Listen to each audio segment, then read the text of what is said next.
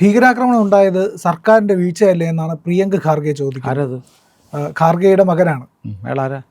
AICC president, കർണാടകയിലെ IT മന്ത്രിയാണ്.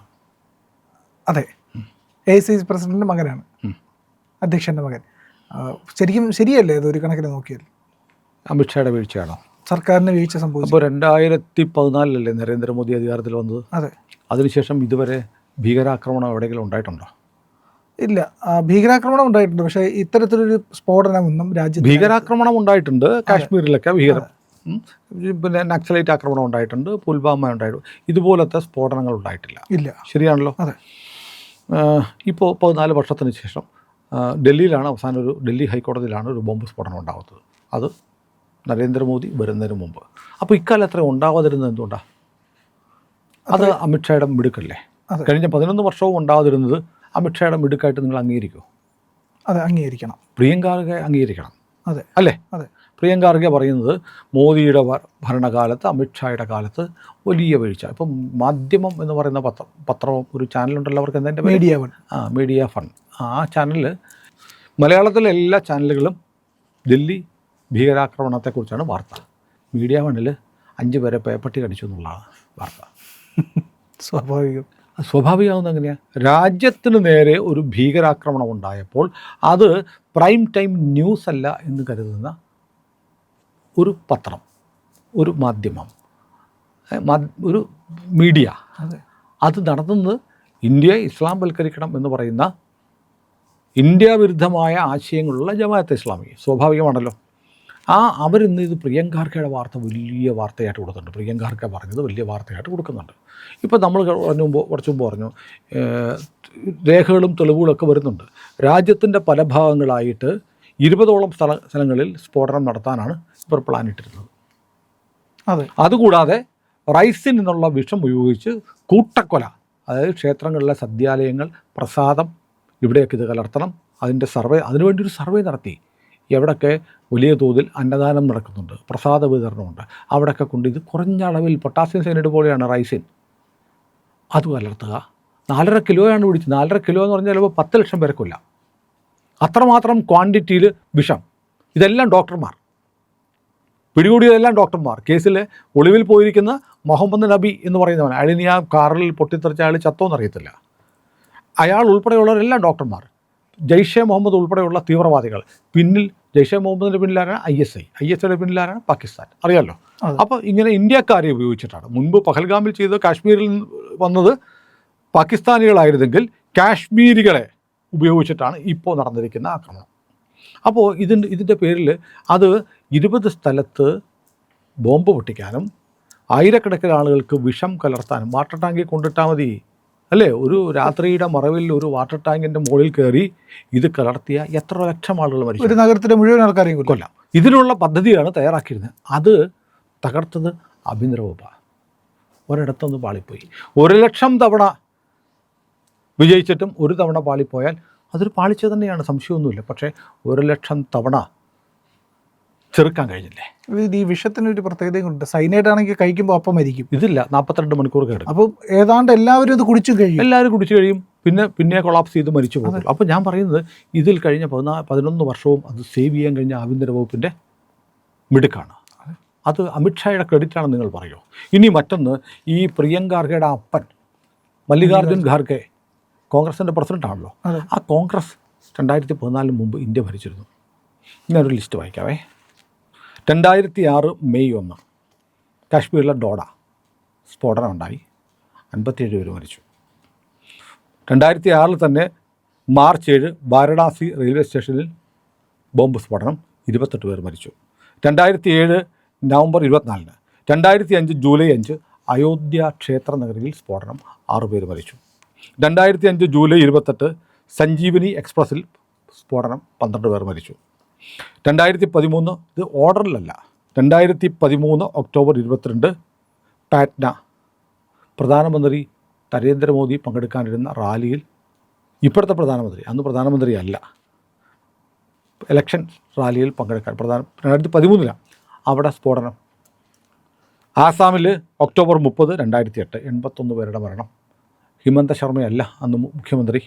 2009 ഗുവാഹട്ടിയിൽ സ്ഫോടനം 3 പേർ മരിച്ചു. 2004 ഒക്ടോബർ 2 ദിമാപൂരിൽ സ്ഫോടനം.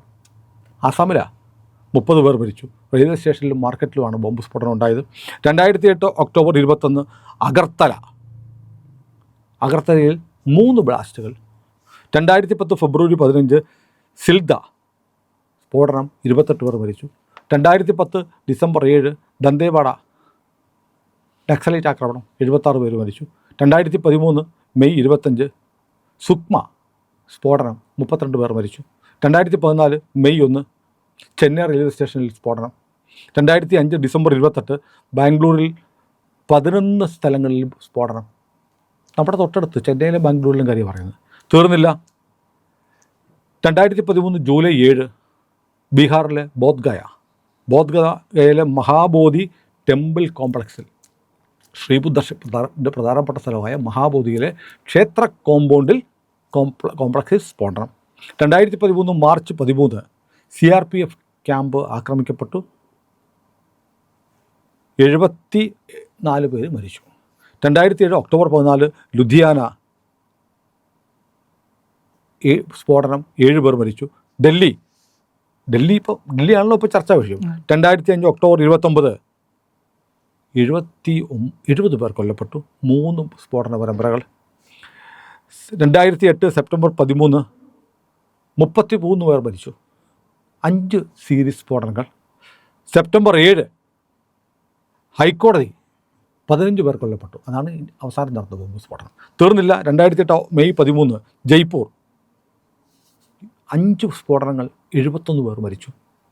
അഹമ്മദാബാദ് 2008 ജൂലൈ 26 56 പേര് മരിച്ചു. 2008 സെപ്റ്റംബർ 8 മലേഗാവ് 40 പേർ മരിച്ചു. മുംബൈ 2006 ജൂലൈ 11 209 പേർ മരിച്ചു. 2008 നവംബർ 26 171 പേർ മരിച്ചു. 2011 ജൂലൈ 13 26 പേർ മരിച്ചു. ഇനി 2010 ഫെബ്രുവരി 13 പൂനെ ജർമ്മൻ ബേക്കറി സ്ഫോടന കേസ്, പ്രസിദ്ധമായ കേസാണ്, 17 പേർ മരിച്ചു. ഹൈദരാബാദിൽ 2007 ഓഗസ്റ്റ് 25 42 പേര് സ്ഫോടനത്തിൽ മരിച്ചു. ഹൈദരാബാദിൽ തന്നെ 2013 ഫെബ്രുവരി 21 ദിൽഖുഷ് നഗറിൽ 18 പേർ മരിച്ചു. ഈ പറയുന്ന കാലയളവിലൊക്കെ രാജ്യം ഭരിച്ചതാരാ? കോൺഗ്രസ്സാണ്. ഈ സംസ്ഥാനങ്ങൾ ഭരിച്ചതാരാ? കോൺഗ്രസ്സാണ്. എത്ര പ്രാവശ്യം ആഭ്യന്തരമന്ത്രി, പ്രധാനമന്ത്രി രാജിവെച്ചിരുന്നു? അപ്പോൾ രാജ്യത്ത് സ്ഫോടനത്തിൻ്റെ പരമ്പരകൾ മുഴുവൻ ഉണ്ടായത് കോൺഗ്രസ് ഭരിക്കുന്ന കാലത്താണ്. കോൺഗ്രസ് ഭരിക്കുന്ന കാലത്ത് ഈ സ്ഫോടന പരമ്പരകൾ ഉണ്ടായിട്ട് അതിൽ എത്ര കേസുകളിൽ നടപടി എടുത്തിട്ടുണ്ട്, എത്ര പേരെ ശിക്ഷിച്ചിട്ടുണ്ട്, അതുകൂടെ ആലോചിക്കണം. അപ്പോൾ രാജ്യത്ത് എക്കാലത്തും ഇത്തരം ശക്തികൾക്ക് ഒത്താശ ചെയ്തു കൊടുത്തിട്ടുണ്ട്. യാസിൻ മാലിക് എന്നും അറിയില്ലേ? കാശ്മീരി പണ്ഡിറ്റുകളെ കൂട്ടക്കൊല ചെയ്ത, അറക്കവാൾ കൊണ്ട് മുറിച്ച, 7 എയർഫോഴ്സ് ഉദ്യോഗസ്ഥരെ വെടിവെച്ച് കൊന്നുവെന്ന്, ഞാൻ കൊന്നുവെന്ന് പരസ്യമായി പറയുന്ന വീഡിയോ ഇപ്പോഴും യൂട്യൂബിൽ ലഭ്യമാണ്. ഈ യാസിൻ മാലിക്കിനെ പ്രധാനമന്ത്രി മൻമോഹൻ സിംഗ് തൻ്റെ വീട്ടിലേക്ക് ക്ഷണിച്ച് വരുത്തി വിരുന്ന് കൊടുത്തിട്ടുണ്ട്. ചിത്രം ലഭ്യമാണ്. യാസിൻ മാലിക് പ്രധാനമന്ത്രിയായിരുന്ന മൻമോഹൻ സിംഗിൻ്റെ ഒപ്പം നിൽക്കുന്ന ചിത്രം.